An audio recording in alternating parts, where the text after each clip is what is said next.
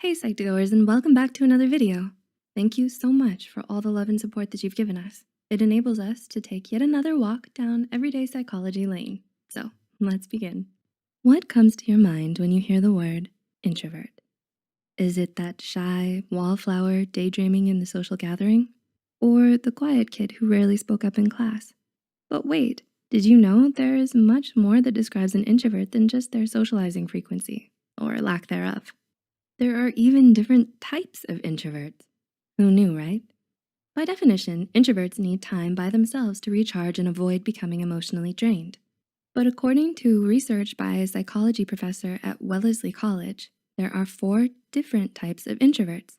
These types take into account the varied personalities of introverts and acknowledge that introversion is a spectrum. With that being said, here are the 4 types of introverts. 1.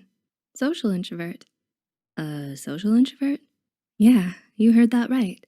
Social introverts are both the most outgoing and the most private of the 4 types. They don't feel shy or anxious in social settings and may even enjoy them, but they feel emotionally drained if they stay out for too long. While social introverts like spending time alone, they still want a few close friends they can depend on, and they tend to be the most social when they're among this group of friends. Someone who doesn't know them might even assume that they're an extrovert if they meet them when they're hanging out with their close friends. But social introverts won't share much about themselves to anyone other than their closest friends. 2. Thinking introvert. Here you can conjure the image of the daydreaming wallflower. Thinking introverts also don't mind socializing, but they rarely do so because they're lost in their own little worlds. They often find themselves daydreaming and may seem aloof to those who don't know them. Thinking introverts are also very introspective and therefore more in tune with their feelings than the average person. Other people may have a hard time connecting with thinking introverts because they have a unique thought process and prefer to experience their thoughts rather than taking the time and energy to explain them to others. 3. Anxious introvert. Do you know of someone who might replay social encounters in their head and think about what they said or did and what they could have done differently? Perhaps a better label for the anxious introvert is the shy introvert. To differentiate anxious introversion from anxiety disorders, anxious introverts crave solitude, even when they're with their close friends.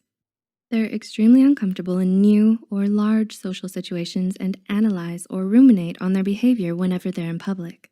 But it's important to look out for social anxiety disorders and not have the two mixed. In extreme cases, this aversion to social situations may develop into social anxiety. Although any personality type, introverts, extroverts, or ambiverts, can experience social anxiety or other anxiety disorders.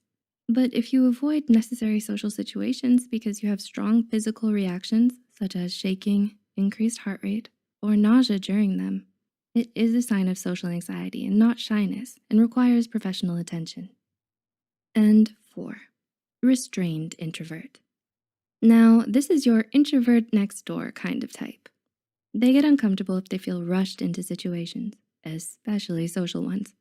Restrained introverts are reserved, thoughtful, and don't like change. They'll go out if they've planned for it far enough in advance, but they would rather be relaxing by themselves, binging on their favorite shows, reading, or doing yoga.